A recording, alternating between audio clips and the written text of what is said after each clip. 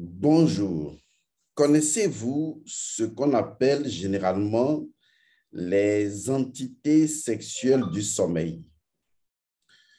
Ce sont des esprits qu'on appelle les incubes et les succubes qui font l'amour avec vous dans le sommeil, dans la nuit.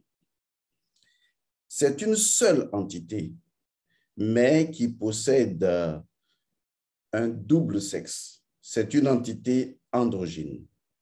Lorsque cette entité visite une femme dans la nuit, dans le sommeil, elle se transforme en un homme qui fait l'amour avec cette femme dans son sommeil.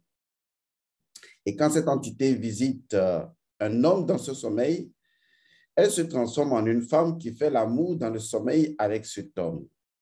Ainsi parle-t-on dans le premier cas d'incube et dans le second cas de succube.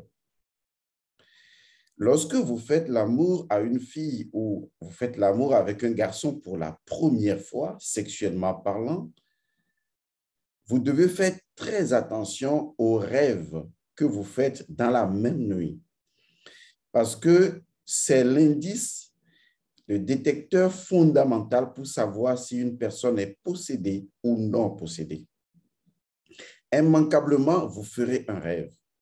Si dans le rêve, vous voyez des esprits qui vous agressent ou après avoir fait l'amour à cette fille ou avec ce garçon, vous constatez dans votre sommeil que des entités vous visitent, ça veut dire que l'état spirituel de cet homme ou de cette femme est possédé par une entité incube ou une entité succube. Nos grands ancêtres savaient cela.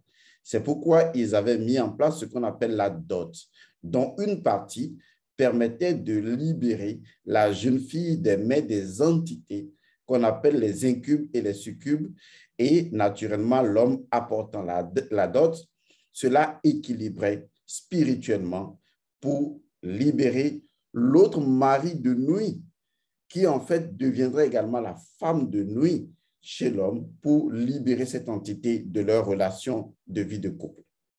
Vous voyez? Maintenant, si la dot est mal faite, la vie de couple continue avec les mêmes entités incubes et succubes dans le foyer alors que vous êtes légalement mariés. Maintenant, la dot peut être bien faite et que les entités viennent encore malgré que vous soyez mariés. Ça veut dire une seule et unique chose. L'état spirituel du mari est faible. Parce que vous savez, dans le monde spirituel, c'est la loi du plus fort. Le principe est clair. C'est celui qui a la connaissance qui a le pouvoir. Celui qui connaît est l'autorité naturelle de celui qui ne connaît pas. Et donc, si vous avez aujourd'hui un mari et que malgré cela, vous avez des entités de nuit, ou que vous êtes un homme et malgré cela, vous avez des entités de nuit qui font l'amour avec vous, alors que vous êtes dans une vie de couple, ça veut dire que vos états d'être spirituel sont faibles et la responsabilité est du côté de l'homme parce que son état spirituel d'autorité, son état spirituel est faible. Les entités de nuit ou les maris de nuit, les femmes de nuit, peuvent complètement désagréger votre vie de couple et surtout votre vie professionnelle parce que ces entités libèrent ce qu'on appelle des odeurs malfaisantes qui feront à long terme que vous ne tiendrez pas dans les activités que vous faites et vous sentirez que vous êtes de plus en plus bloqué. La seule solution, c'est la purification et l'élévation spirituelle. Dieu guérit. À bientôt.